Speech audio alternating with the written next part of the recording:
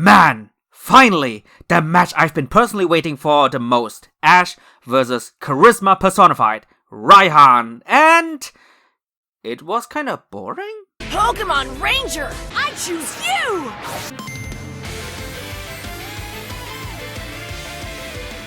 What's up my dear boys and girls, your Ranger Boy here, and welcome to this really short review of this really boring match with episode 109 versus Raihan, Battle for the Masters 8. And even though the title screams hype and demands your attention, the battle in itself was just so underwhelming. But before we dive a little deeper into that, let's talk about the Greninja episode for a bit. If you don't want to listen to that, then skip to this timestamp right here. But now, my quick review of the Greninja episode. What can I say about the story? Like always, the good things first. The major positive of this episode was of course the return of Greninja, and just like with the Serena return, the one thing they nailed on point was the display of character, and especially in this case, the subtle hint of development. That Greninja is still the badass that we all know and still love for all these years, and that he even got so strong to the point where he not only fought all the Zygarde routes with ease, but he also just downright dominated, and in a way also embarrassed Lucario without even breaking a sweat. This display of both power and coolness alone convinced many fans that Greninja indeed is Ash's strongest Pokemon so far, and that not even Lucario with Mega Evolution on his side can even touch the Ninja Frog. Another great positive, especially in hindsight, was the mental training between Greninja and Lucario, and I really loved how they did this training, not necessarily with words, but more so with visuals. When Lucario entered the water, you can see the anger and conflict boiling inside of him thanks to the irregular wavelengths, but then Greninja showed him how to be at inner peace with yourself, therefore helping Lucario out immensely when it comes to focus, and as a result of that, he was able to master a brand new power. Of course, pacing-wise it wasn't the best, but I will talk about that in just a few seconds. Now, with the positives out of the way, we sadly have to talk about the negatives also, with the major one being, where is Ash Greninja? We haven't seen the transformation in any kind of way, not even during the crucial Ash vs RAIHAN flashback, where it would have been appropriate. And just like the Amor shipping moments with Ash, I really do believe that they left out the Ash Greninja form on purpose, since they want to use it during a very important moment, like for example, the return of Alan. But just like back then, when they left out Serena during the Clement and Bonnie flashback, leaving out Ash Greninja, while making sense from a marketing and hype point of view, it still is a negative after all, because Ash Greninja was one of the biggest reasons why the XY anime got so popular to begin with, where it's even considered among the GOATs of the Pokemon anime. Another striking similarity that both the Serena return and the Greninja return have in common is that they barely interacted with Ash, and both also had very short goodbye scenes, once again underlining that hope that both could return later down the road. Of course, as of right now, all of this is nothing but speculation, but it surely feels like that they want to keep both Amor shipping and Ash Greninja for future episodes. Another negative is also one of the most constant nitpicks that the fandom has with journeys, a severe lack of continuity. Never once did Go ask why these evil routes are there and why they are exactly aiming for Greninja or Ash. And on the other side of the coin, neither Ash nor the anime never explain anything. They never explained the origins of the routes, the Zygarde incident, the past connection with Squishy, and the whole deal with Lysander and Team Flare. Never once did Go question anything, and never once did Ash explain anything. They both just accepted the routes to be the evil villain of the day, and considering everything that Ash went through during the XYZ arc, this non-explanation and non-caring is just infuriating. Last but not least, the return once again suffers from what most returns in journeys had to suffer through: bad story pacing.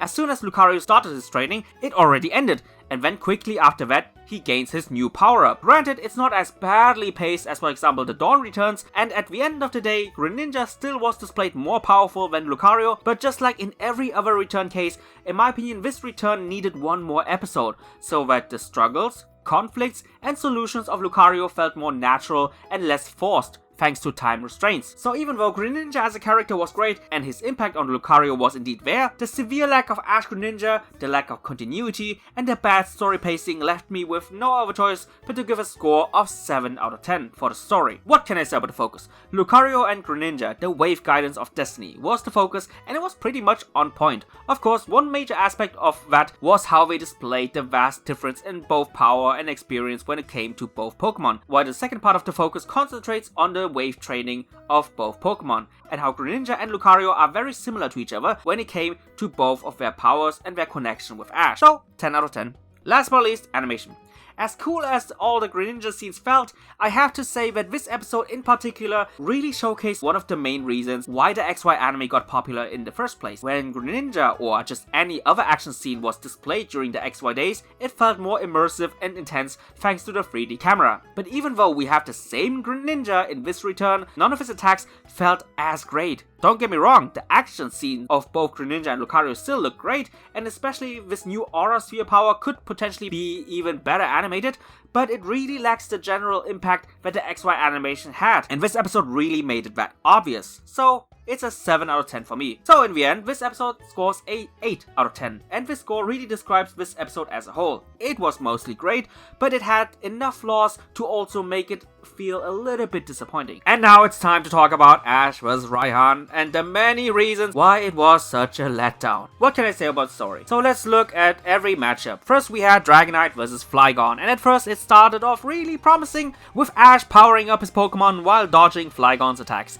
But as soon as Sandstorm hits, Flygon hides inside the Sandstorm and dominated him with one attack after another. Then Ash comes up with the great idea to just attack everything with Draco Meteor until he finds Flygon and then lands another great hit. Then Flygon does the same tactic again, Ash then tries the same Draco Meteor tactic again, and then Raihan's Pokemon just used one Steel Wing and Dragonite is KO?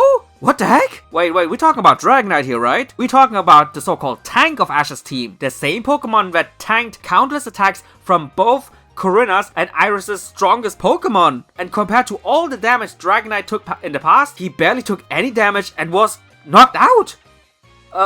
Okay. But I guess the tank role switched from Dragonite to Gengar out of nowhere. Tanked several attacks from Flygon, defeated him with Dynamax, tanked several moves from Raihan's next Pokemon Goodra, also defeated him with Dynamax, but also got KO'd at the same time. How convenient! And now we already reached a clash between Dynamax, Duraludon, and Lucario, who now is not allowed to use Mega Evolution. And this clash for the ages can be summed up like this. 2 ineffective attacks by Lucario, G-Max move by Raihan, ultimate G-Max move by Raihan, until Lucario copies Goku from Dragon Ball Z, gathers energy to create a giant Aura Sphere, and one-shots Raihan's unharmed Dynamaxed Ace. What is going on here? No? This is how Raihan exits the tournament?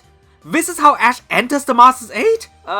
Sorry guys, 5 out of 10, story-wise, and it's slightly better than Ash vs Strasner, but only by this much. Focus. The title is called vs RAIHAN Battle for the Masters 8, and this title basically tells you who you are up against, aka my favorite Gala Gym leader, the super charismatic RAIHAN, and what is at stake, in this case a placement among the Masters 8, among the 8 strongest trainers in the world. But even though this title builds up so much hype and anticipation, the actual battle that we got for the most part is just not as exciting. Throughout the entire battle, I felt like that there was this special kind of intensity missing that would have done this focus justice, and the clash between the aces is downright unworthy for this title. So it's another 5 out of 10 for me. Last but not least, animation. And the fact that not even the animation can save this episode is mind-boggling.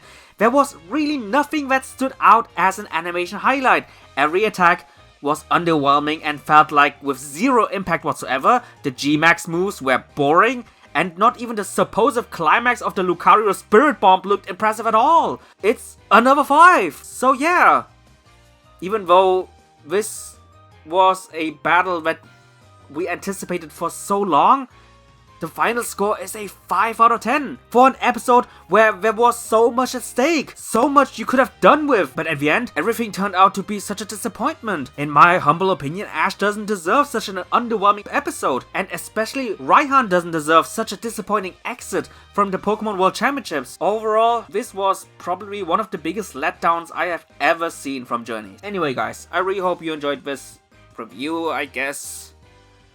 I'm sorry guys, I still have to recover from this disappointment. See you guys in the comments down below. Bye guys.